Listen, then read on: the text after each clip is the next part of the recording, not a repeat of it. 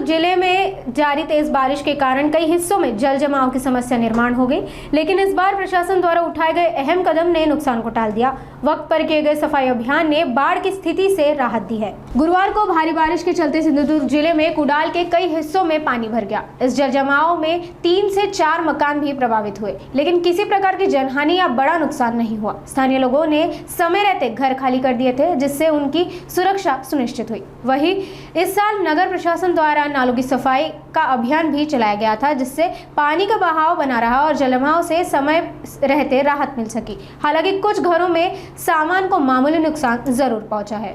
कुडाळ शहरातील डॉक्टर बाबासाहेब आंबेडकर नगरमध्ये गेले 2 दिवस पूरस्थिती निर्माण झाली होती।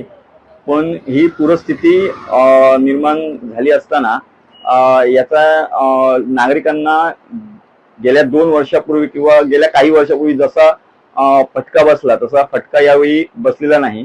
त्याचे मुख्य कारण म्हणजे यावर्षी प्रशासन आणि नाम फाउंडेशनच्या वतीने या वहामधला हा नाल्यामधला गाळ काढण्यात आला आणि याचा परिणाम म्हणून ज्या प्रमाणात पाणी पूर्वी यायचं त्या प्रमाणात आलं नाही, कमी प्रमाणात पाणी आलं आणि 2 ते 3 घरांमध्ये पाणी गेलं, पण त्यांचं तेवढं काही नुकसान झालं नाही असा आमचा अंदाज आहे आणि आम्ही जाऊन सुद्धा स्वतः आलो।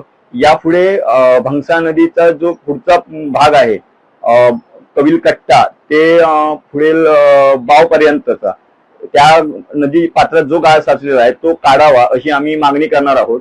तसेच शहरातील केळबाईवाडी असेल, लक्ष्मीवाडी असेल, या ठिकाणी जे ओहळ आहेत त्या ठिकाणी सुद्धा पाणी मोठ्या प्रमाणावर पुराचं येतं, त्या ठिकाणी सुद्धा हे गाळ उपसा करावा अशी मागणी आम्ही लवकरच प्रशासन तसेच स्थानिक आमदार निलेशजी राणे यांच्याकडे करणार आहोत।